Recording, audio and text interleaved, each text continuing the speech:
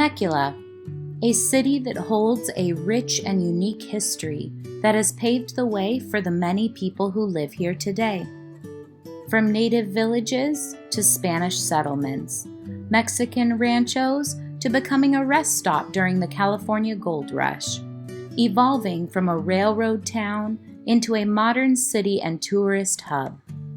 The rich culture and history of the Temecula Valley, along with its mild climate and beautiful rolling hills, has attracted humans to the area for over 1,000 years. How has Temecula grown from a small native community to a bustling city and tourist destination? Let's take a journey through some of Temecula's most iconic moments to help us discover the answer to this question. We begin our journey in the rolling hills of the Temecula Valley. The Luiseno Indians lived peacefully and in their traditional ways in the Temecula Valley from 900 AD to 1797 AD. They built homes called quiches, celebrated the gifts of nature, and depended on the rich resources that the land in this valley provided. In the late 1700s, the Luiseno way of life was disrupted. The Spanish moved into the area, changing the Luiseno way of life forever. The natives would no longer be allowed to hunt or forage as they had before. Their homes were destroyed and new homes were built out of adobe. In 1834, the Temecula Valley was granted to the San Luis Rey Mission, which was owned by the Spanish.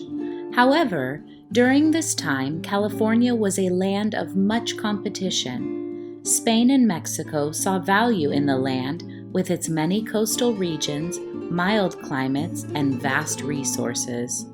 Mexico and Spain fought for the territory, and in 1835, the San Luis Rey Mission was surrendered to the Mexican government. This meant the land in the Temecula Valley was now under Mexico's control. Even though Mexico had won, they were afraid that the Spanish would return to try and take back the land.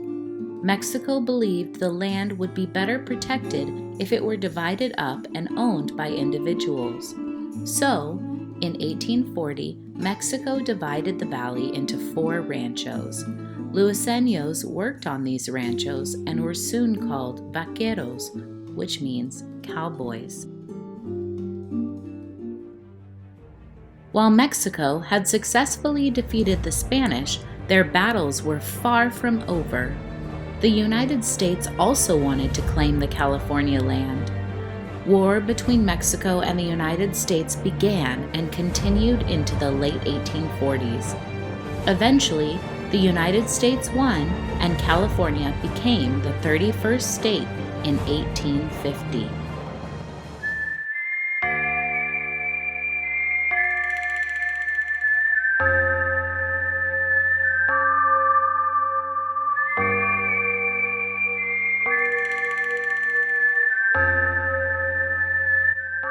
Eureka! Gold fever hit California in 1849.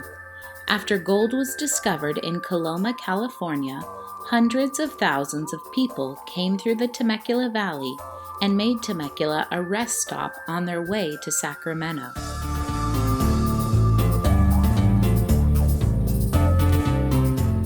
In 1857, the Butterfield Stage Company was established in the valley by John Butterfield.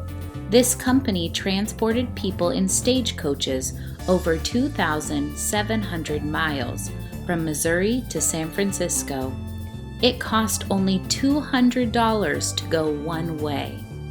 This new transportation business brought about the first population boom to Temecula.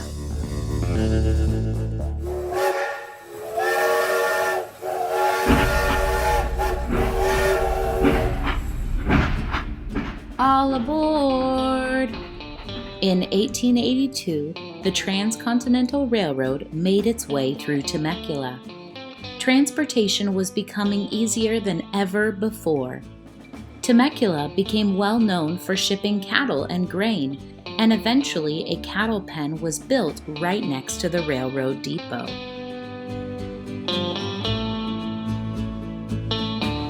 In 1893, Riverside became its own county. Before that, the Temecula Valley was part of San Diego County.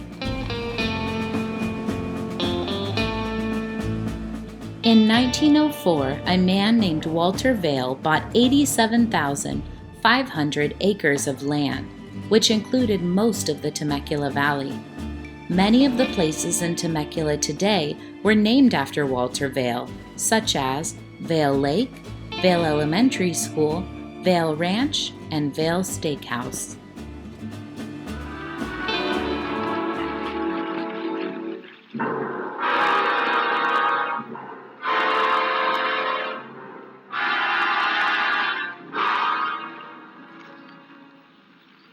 Looks like the people around here are sort of hard to convince.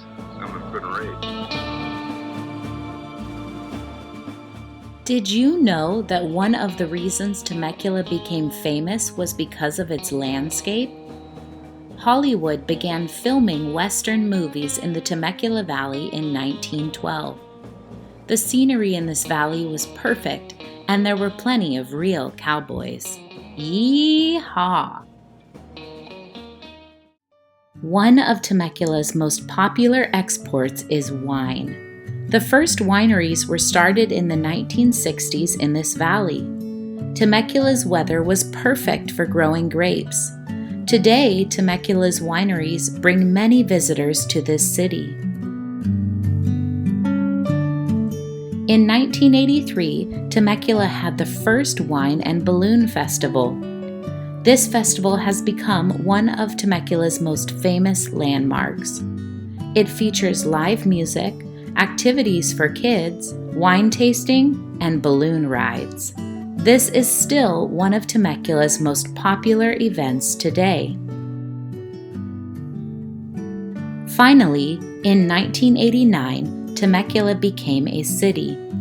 Today, Temecula continues to grow as more and more people move into the area. It is no longer a small native community, but a bustling, booming city and tourist destination.